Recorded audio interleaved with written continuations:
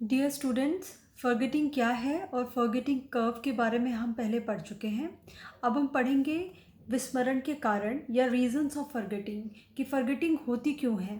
देखिए, फॉरगेटिंग के बहुत सारे रीजंस हैं, जिसमें से बेसिकली जो तीन मेन रीजंस निकल कर आते हैं। वैसे बहुत सारे होते हैं बट तीन मेन रीजंस हैं, जिसमें सबसे पहला है इंटरफेरेंस। इंटरफेरेंस जिसका मतलब होता है बाधा। अगर किसी कोई चीज़ आपने पढ़ी और उसके पढ़ने में कोई बाधा आ गई तो उसकी वजह से भी फॉरगेटिंग होती है या विस्मरण हो सकता है। बाधा जो होती है वो जनरली टू टाइप की होती है या दो तरह की होती है। एक है रेट्रोएक्टिव इंटरफेरेंस, जिसको हम पूर्वलक्षी अवरोध कहते हैं, और एक होता है प्रोएक्टिव इंटरफेरेंस, जिसको हम अग्रलक्षी अवरोध कहते हैं। अब रेट्रोएक्टिव और प्रोएक्टिव इंटरफेरेंस में डिफरेंस क्या है? बहुत आसान है। देखिए, जब जैसे आपने सपोज़ आपने एक चीज़ पढ़ी, सपोज़ आपने टास्क ए पढ़ा, ए को पढ़ने के बाद आपने बी पढ़ना स्टार्ट कर दिया। मतलब आपने एक सब्जेक्ट पढ़ा, सपोज़ आपने पढ़ा हिंदी, हिंदी के बाद आपने पढ़ा इंग्लिश। ठीक है, आपने पहले पढ़ा हिंदी और हिंदी के बाद पढ़ा आपने इंग्लिश। अब क्या है, क्योंकि आपने बाद में इंग्लिश पढ़ ली, जिसकी वजह से आप हिंदी भूल गए। तो जब आप बाद में किए गए काम की वजह से पुराना काम भूल जाते हैं, यानी नए काम की वजह से जब हम कोई पुराना काम किया हुआ भूल जाते हैं, तो उसको हम कहते हैं रेट्रोएक्टिव इंटरफेरेंस। इसका उल्टा, कि आपने पहले हिंदी पढ़ी थी, अब आप इंग्लिश पढ़ने लग रहे हो, इंग्लिश पढ़ने शुरू कर दिया, लेकिन क्योंकि आप पहले हिंदी पढ़ी है तो वो हिंदी बार बार क्या कर रही है, दिमाग में आ रही है, जो आपको दूसरी भाषा पढ़ने नहीं दे रही है या आपको दूसरा सब्जेक्ट पढ़ने नहीं दे रही है। इसको हम कहते हैं प्रोएक्टिव इंटरफेरेंस, जब पुराने की वजह से नए कार्य में मुश्किल आती है। जनरली ऐसा तब होता है जब दोनों टास्क में थोड़ी सिमिलैरिटी होती है। अगर दोनों टास्क बिल्कुल ही अलग होंगे तो इंटरफेरेंस कम होता है, लेकिन अगर टास्क में, जैसे कि आपने हिंदी पढ़ी, हिंदी के बाद आप संस्कृत पढ़ने लग रहे हो, तो उसमें क्या है, थोड़ा सा सिमिलैरिटी है, तो उसकी वजह से क्या होगा, इंटरफेरेंस ज़्यादा होगा। तो जब नए काम की वजह से पुराना काम भूल जाता है तो वो रेट्रोएक्टिव होता है। जब पुराने की वजह से हमारे नए में बाधा उत्पन्न होती है तो उसको हम प्रोएक्टिव इंटरफेरेंस कहते हैं। नेक्स्ट है ट्रेस डीके। ट्रेस डीके का मतलब होता है कि जब किसी काम को या किसी चीज़ को पढ़ने के बाद, जैसे हमने पहले भी पढ़ा था कि जब हम किसी चीज़ को पढ़ते हैं तो पढ़ने के बाद या किसी चीज़ को हम लर्न करते हैं तो उसकी एक छाप, उसका एक ट्रेस हमारे माइंड में या ब्रेन में, वो उसका ब्रेन में एक ट्रेस डेवलप हो जाता है। तो जब वो ट्रेस डेवलप हो जाता है तो एक छाप बन जाती है। लेकिन जब आप उसको यूज़ नहीं करते हैं, उसको आप रिवाइज नहीं करते हैं, उसको आप दोहराते नहीं हैं, तो वो धीरे धीरे ट्रेस क्या हो जाता है, वो डीके यानी वो फेड हो जाता है। वो ट्रेस क्या हो जाता है, फेड हो जाता है, यानी हल्के हो जाते हैं। इसको हम डिसयूज़ भी कहते हैं या डिसयूज़ थियरी भी कहते हैं।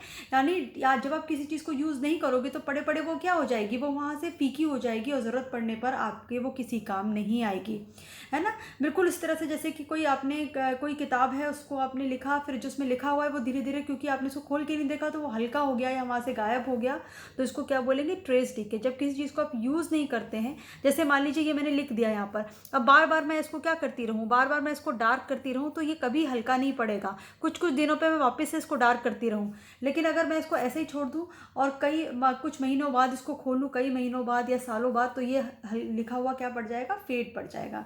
तो उसको हम कहते हैं ट्रेस डीके, जिसकी वजह से कि अगर आप किसी चीज़ को रिवाइज नहीं करते, लर्न नहीं करते हैं, तो उसकी जो छाप होती है वो धीरे धीरे हल्की पड़ने लग जाती है, जिसकी वजह से याद की हुई चीज़ें या आपको ज़रूरत पड़ने पे आप उसको रिकॉल नहीं कर पाते हैं।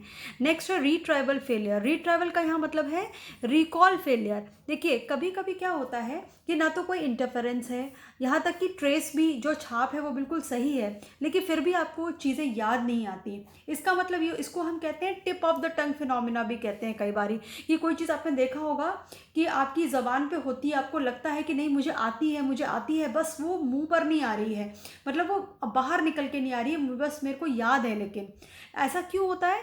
क्योंकि कभी कभी क्या होता है कि किसी चीज़ को याद करने के लिए हमें अगर कुछ हिंट हमें चाहिए होता है, हमें जो उसको याद करने के लिए हमें जो क्लूज चाहिए होते हैं, एक इशारा जो चाहिए होता है, वो हमें याद नहीं आता।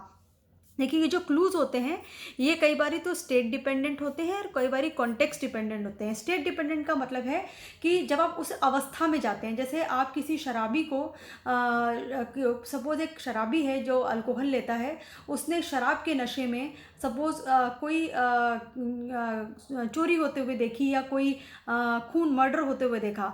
अब क्या है, जब वो शराब का नशा उसको उतरेगा तो वो सारी चीज़ें भूल जाएगा, लेकिन वापस से जब वो उसी स्टेट में जाएगा, यानी उसी शराब के नशे में वापस से जब वो ड्रिंक करेगा तो उसको वो चीज़ें याद आएंगी। आपने कभी ऐसा नोटिस किया है कि जैसे कभी आपकी तबीयत ख़राब होती है तो हुई हो, और फिर आपकी जब तबीयत ख़राब होती है तो आपको वो सारी चीज़ें याद आने लग जाती हैं जब आपकी तबीयत पहले ख़राब हुई थी। क्यों? क्योंकि आप अब उसी स्टेट में हो, उसी हालत में हो।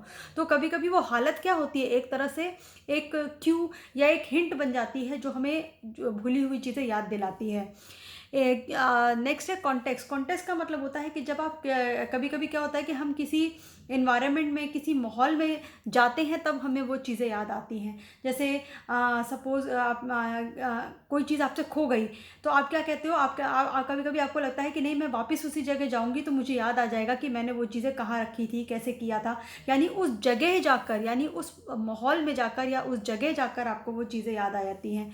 वो जो जगह है वो क्या काम करता है, वो कॉन्टेक्स्ट का काम करता है। तो उसको हम कहते हैं कॉन्टेक्स्ट डिपेंडेंट क्यूज़। तो यानी इस रीट्रैवल फेलियर क्यों हो रहा है, यहाँ पे रीट्रैवल फेलियर का मतलब ये है कि आपको चीज़ें याद, यानी उसका ट्रेस तो है दिमाग में, लेकिन वो याद क्यों नहीं आ रही, क्योंकि उनको याद करने के लिए जो हिंट चाहिए वो अवेलेबल नहीं है।